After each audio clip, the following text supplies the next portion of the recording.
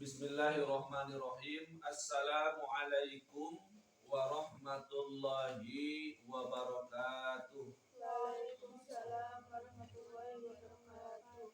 Alhamdulillahi rabbil alamin. Wa bihi nasta'inu ala umuri dunya waddin. Wa ala alihi wa sahbihi ajma'in.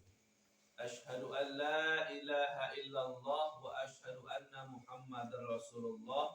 Allahumma salli ala sayyidina Muhammad wa ala ali sayyidina Muhammad. Ashhadu an la ilaha illallah wa ashhadu anna Muhammadar Rasulullah. Allahumma salli ala sayyidina Muhammad wa ala ali sayyidina Muhammad. Allahumma salli ala sayyidina Muhammad wa ala ali sayyidina Muhammad. Allahumma salli ala sayyidina Muhammad wa ala ali sayyidina Muhammad. Qala Allah tabaraka wa ta'ala fil Qur'anil 'azim. A'udzu billahi samil 'alim minasy syaithanir rajim. Bismillahirrahmanirrahim. Syahrul Ramadan alladzi unzila fihi al-Qur'an hudan lin-nasi wa bayyinatin minal huda wal furqan. Al-ayah. Faqad qala Rasulullah sallallahu alaihi wasallam asyamu junnah al-hadis la nabiyya ba'da. Segala puji dan syukur kita panjatkan kepada Allah Subhanahu wa taala yang telah memperjumpakan kita di dalam bulan yang mulia ini. Alhamdulillah wa syukurillah. Mudah-mudahan Allah taala mengampuni seluruh dosa-dosa kita, menerima segala amalan-amalan kita, menyehatkan kita, menyembuhkan kita, memuliakan kita dan keluarga kita, dan mudah-mudahan di bulan yang mulia ini selain daripada kita dikuatkan puasa kita lahir dan batin, juga diijabah apa yang kita cita-citakan. Amin ya Allah ya Rabbal alamin. Tidak lupa sholawat dan salam kita limpah curahkan kepada junjungan kita, yakni baginda alam Nabi besar Muhammad sallallahu alaihi wasallam, kepada keluarganya, kepada para sahabatnya, para tabi'in tabi'atnya, para alimin ulama, kepada guru-guru kita. Dan alhamdulillah agama yang mulia ini telah sampai kepada kita, yang mudah-mudahan kelak yaumil qiyamah dengan wasilah dinul Islam, dengan wasilah kanjeng baginda Rasul, kita diberikan syafaatul husma di yaumil qiyamah. Amin ya Allah ya Rabbal alamin. Anak-anakku semuanya, para santri Pondok Pesantren Salafi Riyadhah Karam Syifa Banten Indonesia, pada kesempatan ini adalah hari pertama kita akan melaksanakan puasa, yang mana puasa ini merupakan salah satu kewajiban sebagaimana yang disampaikan oleh Allah Subhanahu wa taala, ya ayyuhalladzina amanu kutiba alaikumusyamu kama kutiba alal ladzina min qablikum la'allakum tattaqun. Ya ayyuhalladzina, wahai orang-orang yang beriman, ya ayyuhalladzina amanu kutiba alaikumusyamu, berpuasalah kalian. Ya ayyuhalladzina amanu kutiba alaikumusyamu kama kutiba alal ladzina min qablikum, sebagaimana orang-orang terdahulu pun berpuasa sebelum kalian, kata Allah, la'allakum tattaqun, supaya kita itu menjadi orang bertakwa. Gitu ya. Jadi puasa itu bukan pada zaman kita adanya, bukan pada zaman kita saja. Sejak dahulu, sejak nenek moyang kita ada berpuasa. Para nabi terdahulu juga berpuasa, bukan kanjeng Rasul saja. Ya, nabi-nabi terdahulu pun itu berpuasa. Ya, jadi puasanya kita hari ini itu mengikuti puasanya para nabi dan rasul, para anbiya. Amalan-amalan yang dikerjakan oleh para nabi, kita pun mengerjakannya. Jadi mulia sekali ya orang-orang yang mengikuti orang-orang terdahulu. Gitu ya. Jadi jangan sampai ini abia kok giliran kita hidup kita bagian berpuasa. Enggak kok ya. Sebelum kita lahir ke alam dunia pun puasa sudah ada. Bukan pada zaman kita saja. Bahkan kita meninggal pun suatu saat puasa akan tetap ada. Misalkan kita setahun kemudian meninggal. Setelah kita meninggal kan ada Ramadan lagi kan. Jadi kita ada ataupun tiada, bulan suci Ramadan akan tetap ada, tetap eksis. Jadi jangan sampai ya kita, waduh ini 12 bulan kok ada ya 1 bulan berpuasa. Jangan salah. Di agama-agama yang lain, ya ini Abia mungkin tidak menyebutkan nama agama, tapi ada. Ya, itu justru puasa itu 3 bulan berturut-turut sekaligus. Kita mah cuma 1 bulan, pendek lah. Ya, itu 3 bulan saja berturut-turut, belum lagi puasa-puasa yang lain. Nah kalau kita yang diwajibkan cuma 1 bulan, sisanya ya sunnah. Artinya kalau mau ya dilaksanakan, kalaupun tidak ya tidak jadi masalah. Begitu ya. Nah sekarang santri perlu tahu ya, kita buka di sini salah satu kitab karangan alimin ulama, yakni kitab Turatun Nasihin. Ya, kalau di sini dikarangnya oleh Al-Alama Utsman bin Hasan bin Ahmad Asy-Syakir Al-Kaubawi rahimahullah taala. Boleh sambil dicatat. Jadi kajian pada malam pertama atau kajian pada hari pertama dini hari itu kita akan mengkaji kitab namanya Duratun Nasihin.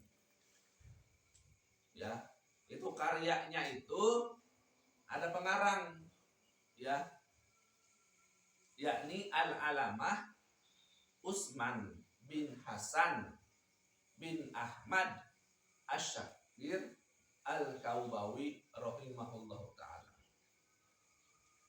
Dan kitab Duratun Nasihin ini sebetulnya berisi tentang mutiara-mutiara hikmah ya, yang diambil daripada Al-Qur'anul Karim dan As-Sunnah. Untuk apa itu? Untuk menjadi pedoman dan pegangan terutama para alimil ulama di dalam menyampaikan dakwah. Ya, kata baginda Rasul Shallallahu Alaihi Wasallam, balighu anna walau ayat. Sampaikan walau hanya satu ayat. Artinya mau sedikit, apalagi banyak, sedikit aja harus disampaikan. Begitu ya. Dan Duratun Nasihin ini merupakan salah satu sumber rujukan di dalam berbagai amaliyah yang dikerjakan oleh umat Islam. Dan pada bab pertama, karena Duratun Nasihin itu totalnya ada sekitar 75 pasal atau 75 bab. Tentunya 75 pasal itu ya tidak kita kaji semua, tetapi yang dikaji hanya berhubungan dengan yang namanya berpuasa pada bulan suci Ramadan saja. Dan di awal muqaddimahnya disampaikan di sini ya, rogima anfu rajulin ailahi qahudullun wa haqaratun dakartu indahu wa lam yusalli alayya wa rogima anfu rajulin indahu abawahu aw ahaduhuma falam ya'mal fi haqqihima amalan yadkhulu bisababihil jannata warugima anfu rajulin dakhala alaihi ramadhanu wa tamma ramadhanu qabla an yughfara lahu. Ya, diriwayatkan daripada seorang sahabat yang bernama Abu Hurairah. Abu Hurairah itu artinya kucing. Hurairah artinya, kalau Humairah beda lah. Kalau Humairah itu pipi yang merahan, lucu, imut-imut, bukan Amit. Ya, itu dulu Humairah diberikan gelarnya kepada siapa? Iya, Sayyidatina Aisyah radhiyallahu taala anha. Kalau perempuan itu anha, kalau laki-laki itu anhu. Ya. Dulu gelarnya itu adalah Humairah. Ya Humairah, kata baginda Rasul. Wahai perempuan cantik menawan, pipinya itu merah. Jadi gini, orang Arab kan rata-rata aneh begini. Kalau harus jujur nih Abia sampaikan, Abia tanya kepada semua, maaf ya, daerah Irian Jaya di sana gersang apa subur? Hah? Subur sebetulnya. Banyak pohon, banyak rumput, banyak hutan, betul nggak? Papua itu. Abia tanya, begitu suburnya dibandingkan dengan Arab, lebih subur mana? Lebih dingin mana? Lebih sejuk mana? Sebetulnya lebih sejuk daerah Papua karena logikanya secara ilmiah, di mana manakala lebih banyak pohon maka lebih banyak daun. Daun itu menghasilkan yang namanya stomata, yang namanya klorofil, dapat menyerap cahaya kemudian mengeluarkan ya menjadi menjadi oksigen. Oksigen itulah kemudian dihirup oleh manusia. Daerah yang sejuk dapat menghalangi panasnya cahaya matahari. Termasuk Indonesia, kita itu sejuk di sini, banyak pohon, banyak air, sungai di mana-mana. Ya, di Arab ya kebanyakan adalah gurun pasir, matahari langsung itu. Harusnya orang Arab itu kulitnya berwarna hitam. Secara logika begitu, kira-kira betul nggak? Ya, sesuatu yang sering kena panas harusnya hitam. Kita aja nih orang Indonesia panas-panasan biasa, tapi kalau ikut pramukaan, ikut paskibraan, itu kan panas-panasan, tiba-tiba ada bekas di sini, bekas kerudung. Itu menandakan bahwa cahaya matahari itu dapat menghitamkan kulit. Ya, tapi masya Allah, ya inilah makanya patokan utama orang masuk surga neraka bukan karena warna kulit, tapi karena amalan ibadah. Orang Arab meskipun daerah gurun, gersang, panas, tetapi lihat anak-anak kecilnya lucu-lucu, putih-putih, betul nggak? Ganteng-ganteng orang Arab itu. Sudah tua pun tetap warnanya putih, kulitnya bersih. Ya, pada secara ilmiah mereka daerah-daerah panas kena matahari langsung. Ya, meskipun dalam rumah kan ngelekep, ya lembab, berkeringat terus harusnya. Ya, minimal kita terpanggang begitu. Tapi itulah. Makanya hidup sosok perempuan yang mulia dialah Sayyidatina Aisyah radhiyallahu taala anha. Ya, yang diberi gelar Humairah, pipi yang kemerah-merahan. Gitu ya. Dan di sini ada lagi namanya Abu Hurairah, itu beda. Hurairah berbeda. Kalau Hurairah artinya kucing, Abu Hurairah artinya bapaknya kucing. Nama aslinya bukan Abu Hurairah. Kenapa disebut dengan kalau dulu itu suka ada panggilan-panggilan nama yang istimewa. Kayak Rasulullah itu kan Abu Qasim panggilannya. Dari anaknya namanya Qasim. Gitu ya, Abu Qasim artinya bapaknya Qasim. Jadi nggak ada yang jarang, orang Arab itu jarang ada yang panggil nama langsung. Suka memanggil daripada anak-anaknya kayak Abia. Abia Afnan. Bukan Abia namanya Afnan. Abia itu artinya bapaknya Afnan. Siapa Afnan? Ya anaknya Abia. Begitu. Ya, itu lebih sopan, lebih santun. Ya, dan ternyata kalimat panggilan itu di Sobong pun begitu. Ya, di Sobong itu hampir tidak ada yang manggil nama langsung. Jadi beda sama kita di sini. Namanya Ibu Anu, Teh Anu itu. Dan sekarang di sini pun Abia membiasakan. Maaf ya, contoh Mama Albar gitu ya. Abia jarang panggilnya itu Bu Penti, jarang ya. Biasanya kalau ketemu ini itu. Kenapa? Karena memang kalau lihat sejarah ya, sejarah kebiasaan orang-orang dulu memuliakan orang lain itu ya, itu tidak menyebut nama, kecuali mungkin antara orang tua kepada anak-anaknya boleh panggil nama, tapi anak-anak pada orang tua jangan panggil nama. Jangan sampai misalkan maaf ya, misalkan Mama Muti panggil Mut sini, nanti misalkan begitu. Itu nggak boleh gitu ya. Apa yang orang tua kerjakan belum tentu ya, tidak harus meniru oleh anak itu. Alasan begini misalkan, oh Mama nyuruh-nyuruh, Mama kenapa nggak mengerjakan? Nggak harus begitu, orang tua itu punya hak lain.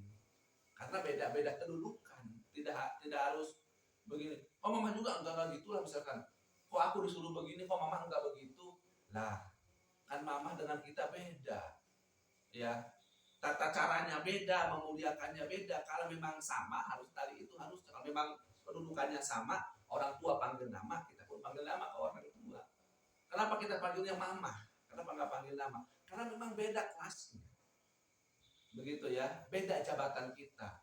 Sehingga apa yang dikerjakan oleh orang tua tidak harus sama apa yang dikerjakan oleh anak-anaknya.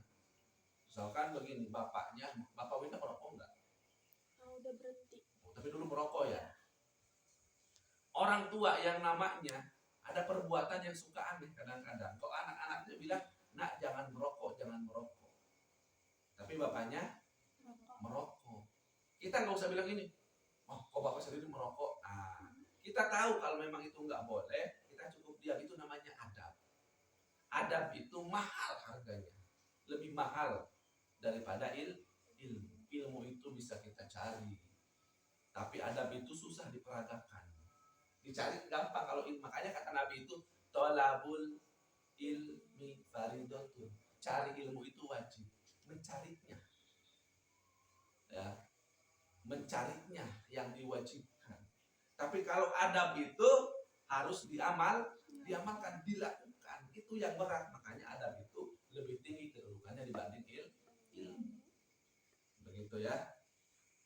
Kata Nabi di sini ya, rugima anfur rajulin. Gitu ya. Ailahiqahu dudun wa haqaratun. Gitu ya. Hinalah orang yang aku sebut di sisinya. Jadi gini, kalau ingin tahu orang yang terhina, orang maaf ya, yang derajatnya sangat bawah, orang yang terhina, yaitu di mana ketika baginda Rasul Shallallahu Alaihi Wasallam itu disebutkan ya, hakoratun dakartu indahu walam yusolli alayya, tapi tidak mengucapkan sholawat kepadaku, kata baginda Rasul. Jadi kalau ingin tahu manusia yang paling hina di alam dunia ini, itu bukan orang gila. Manusia yang paling hina itu maaf, bukan orang miskin. Kalau secara logika kita, misalkan yang hina itu kan artinya harus yang ngemis, yang ini kan dia orang hina, orang rendahan. Enggak, kata Nabi bukan begitu. Nabi tidak menyebut orang miskin, pengemis itu orang hina. Tapi kata Nabi, orang yang paling hina, ya, dan bahkan dia itu dihinakan. Dihina itu menjadi bahan guyonan, bahan celaan. Dari siapa? Dari Allah, dari Rasulullah, dari para malaikat-malaikat Allah. Siapa itu? Yakni di sini kata Nabi, ya dakartu indahu walam yusolli alayya, di mana ketika disebut nama Nabi Muhammad, dia tidak mengakhirinya dengan sallallahu alaihi wasallam. Maka yang tidak menyebut sallallahu alaihi wasallam, maka dia orang yang paling hina, orang yang dihinakan. Makanya di kita mah kalau ada kalimat Muhammad pasti sallallahu alaihi, seolah-olah jadi kebiasaan. Inilah alasannya, karena kita nggak mau jadi orang terhina. Kalau orang jadi hina, secara logika saja di alam dunia itu injak-injak harga diri kita. Ya, kita mungkin tidak hina di hadapan manusia, tetapi ketika tidak menyebut baginda Rasul dengan akhiri sallallahu alaihi wasallam, maka kita itu sedang rendah sekali. Ya, rendahan sekali, artinya sedang dalam keadaan jelek adabnya, tidak beradab bahkan. Ya. Nah, yang berikutnya warugima an rajulin indahu abawahu au ahaduhuma falam ya'mal fi haqqihima amalan yadkhulu. Ya. Terhinalah juga orang-orang yang mana kedua orang tuanya, ya, abawahu au ahaduhuma, ya, kedua orang tuanya atau salah seorang dari keduanya masih hidup. Jadi gini, terhinalah, ya, atau seolah-olah dia tidak beradab, jelek adabnya, suul adab, ya, Dia orang yang paling hina-dina di alam dunia ini. Abawahu au ahaduhuma. Ya, di mana ketika orang tuanya atau salah seorang dari orang tuanya, baik ayahnya atau ibunya atau keduanya masih hidup, ya, fi haqqihi ma amalan yadkhulu bisababihil jannah. Gitu ya. Tetapi tidak tidak taat, ya, di sini. Jadi ayahnya masih hidup, ibunya masih hidup, atau salah satunya masih hidup, tetapi kita tidak berbakti kepada mereka. Kita tidak membahagiakan mereka, ya, yang akhirnya menyebabkan kita itu, ya, tidak masuk ke dalam surga. Jadi gini, sayang banget kata Nabi, sayang banget. Bahkan dia itu termasuk orang yang paling hina. Bila mana orang tuanya masih hidup, tapi kita tidak berbakti kepada mereka.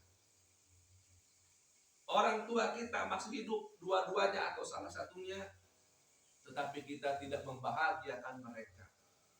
Maka oleh karena itu, harusnya dengan berbakti kepada mereka, kita masuk ke dalam surga. Tetapi dikarenakan kita tidak berbakti, maka tidak ada jalan menuju surga. Maka terhinalah orang seperti itu. Ya. Membahagiakan kedua orang tua kita itu merupakan salah satu amalan ibadah yang sangat mulia. Dan termasuk kategori yang kata Nabi, ridhallahi fi ridhal walidaini wa sukhtullahi fi sukhtil walidaini. Ridhonya Allah tergantung ridhonya kedua orang tua kita, dan murkanya Allah tergantung murkanya orang tua kita. Ya, setiap apa yang diucapkan oleh orang tua kita, baik secara lisan atau secara sir qalbi, itu merupakan bagian daripada apa yang ditunggu-tunggu oleh malaikat-malaikat Allah. Di mana ketika yang diucapkan oleh orang tua kita adalah yang baik-baik terhadap kita, maka akan menjadi doa dan rahmat bagi kita. Tetapi manakala apa yang ada tertek dalam hati orang tua kita ataupun yang disampaikan oleh orang tua kita adalah hal-hal yang kurang baik terhadap kita, maka tunggulah karma ataupun ajab untuk diri kita. Ya. Makanya ini pentingnya orang tua itu derajatnya lebih penting daripada 70 wali. Ya, wali memang luar biasa. Bahkan saking luar biasanya karena mereka itu, para waliullah itu, ya, senantiasa, kenapa kok dia jadi wali? Atau pertama itu adalah hak Allah Subhanahu wa taala. Tapi amalan-amalan wali itu satunya adalah istiqomah. Al-istiqomah min alfi karomah. Istiqomah itu lebih bagus daripada 1000 karomah. Ya. Salah satu amalan wali itu adalah istiqomah. Maka kita mudah-mudahan diistiqomahkan oleh Allah, terutama dalam ibadah qiyamul lail ini, insyaallah. Kemudian disambung lagi di sini, ya, warugima an rajulin dakhala alaihi ramadan wa tama ramadanu qabla ayyughfara lahu. Dan juga terhina, hina dia. Ya, orang gila berpakaian kotor, maaf, pengemis compang-camping nggak mandi mungkin setahun 2 tahun. Apalagi orang gilanya, misalkan baju sudah kotor, sudah ini itu masih bagus. Ya, itu terhitungnya masih halus dibandingkan yang bagaimana? Dibandingkan dengan orang manakala bulan suci Ramadan sudah tiba, ya, tetapi dia belum diampuni oleh Allah Subhanahu wa taala. Ya. Di watama Ramadanu qabla ayyufarolah. Ya. Sampai Ramadan itu apa? Yufarolah. Habis. Jadi sudah datang bulan suci Ramadan, kita belum bertaubat ternyata. Datang bulan suci Ramadan, kita belum diampuni. Dan bahkan sampai habis Ramadan yang terakhir sebelum kita sholat Idul Fitri, kita masih belum diampuni oleh Allah. Maka kita termasuk orang yang paling hina. Ya, orang yang paling rendahan kalau di kasta di kehidupan manusia. Ibaratnya orang yang gak bakal dilirik oleh orang lain. Tidak akan mau ada orang yang mau melihatnya. Orang begitulah kira-kira di hadapan Allah Subhanahu wa taala. Jadi kalau kita sudah masuk level orang yang dihinakan oleh Allah, maka jangan berharap baunya surga. Kita akan bertemu dengan baginda Rasul. Karena kita maaf, kalau terhina itu maaf, ibarat kita kebayah kemana ada orang gila. Kira-kira ada yang mau nanya enggak? Enggak ada. Ada orang gila nggak gitu kita datang, Pak lagi apa? Ya ada, kita dicekek nanti. Orang gila itu juga orang gila orang yang terhina. Secara zahir lah begitu kira-kira. Mungkin logika kita ya untuk melihat perbandingan. Ya, begitupun kita di alam dunia, baju mewah kita, sholat rajin, tapi masih terhina. Begitulah malaikat, begitulah baginda Rasul, begitulah Allah tidak mau melihat kita karena dalam keadaan kita itu terhina. Maka oleh karena itu tadi kita seperti yang Abia bilang, jam 2 kita sholat sunnah taubat, dilanjut dengan sholat sunnah tahajud. Kita taubat sebagai bentuk pengampunan diri kepada Allah. Kita meminta ampun kepada Allah Tabaraka wa Ta'ala. Kenapa? Kita memohon ampun tidak usah kita salah saja. Kita itu harus rendah hati. Gitu ya. Karena tidak setiap salah adalah dosa dan setiap dosa pasti salah. Banyak yang salah tapi tidak dosa. Kita ditanya sama guru-guru kita, nah 2 tambah 2 berapa? 5 Bu Guru. Salah enggak? Dosa enggak? Enggak dosa sebetulnya, karena dosa itu senantiasa berkaitan dengan hukum Islam, dengan syariat. Apa yang sudah digariskan dalam hukum Islam, ketika kita berbelok, menyimpang, maka itulah dosa. Dan kadang itu ada yang sesuai perasaan kita, kok benar saya, tapi kok masih dosa. Dosa itu tidak bisa diukur oleh manusia. Ya. Tetapi kita bisa mengetahui dosa itu dari tingkatannya. Ada dosa yang kubro, ada dosa yang sugro. Nanti bisa dibukalah dalam kitab Al-Kabair, dalam Kabair tersebut karya Imam At-Tahawi. Salah satunya itu kumpulan dosa-dosa. Misalkan gini, Abia pengen tahu sih dosa yang kayak gini itu gimana. Dosa itu nggak bisa diukur dari kecil dan besarnya. Ya, misalkan Abia cuma gini doang kok dosa. Apa contohnya? Contohnya bilang kepada orang tua kita. Ya, misalkan Lulu. Neng Lulu, tolong ambilkan ini dulu. Nanti aja. Ntar aja. Menurut kita itu kecil. Menurut kita tingkatan dosa itu bukan kita yang mengukur, tapi ketentuan Allah yang mengukurnya. Allah Ta'ala membatasi tidak setiap apa. Jadi gini, dosa besar itu harus kita pukul orang. Enggak begitu. Ya, berperang Nabi kalau memukul orang adalah dosa, berarti Nabi dosa dulu berperang karena memukul orang. Patokannya bukan begitu. Dosa itu adalah ketentuan yang Allah berikan. Dan ada batas-batas tertentu. Bukan kita yang menentukan. Ya. Jadi dosa atau tidaknya itu maka kita kembali kepada apa yang disampaikan oleh fa'innamal ulama warasatul anbiya. Ya, karena mereka adalah pewaris para nabi dan rasul. Jadi ingat, orang yang terhina itu atau orang yang dihinakan oleh Allah dan Rasulnya, bahkan oleh malaikat-malaikat Allah, kalau kita sudah menjadi orang yang terhina, nggak bakal dilirik, dosanya susah dikabul. Ya, kita hidup nggak bahagia, nggak tentrem. Gitu ya, kita hidup di alam dunia itu merasa ngambang, hampa hidup kita, seolah tidak berarti, padahal segalanya serba ada.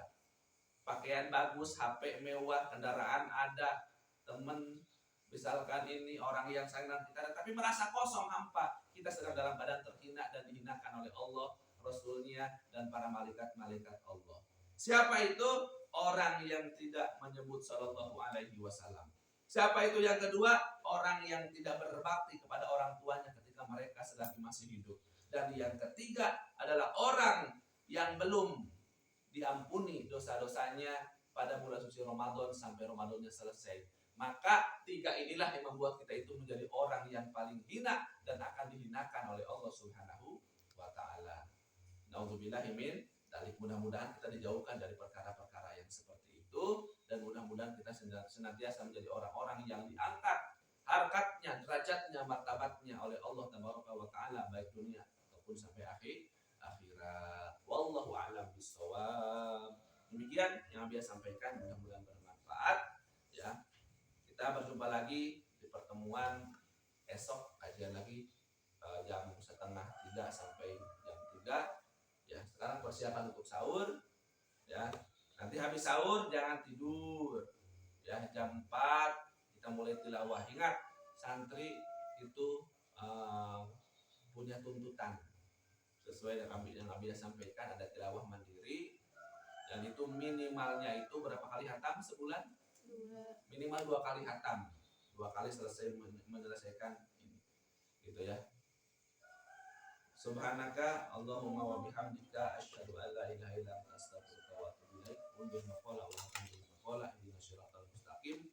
Assalamualaikum warahmatullahi wabarakatuh.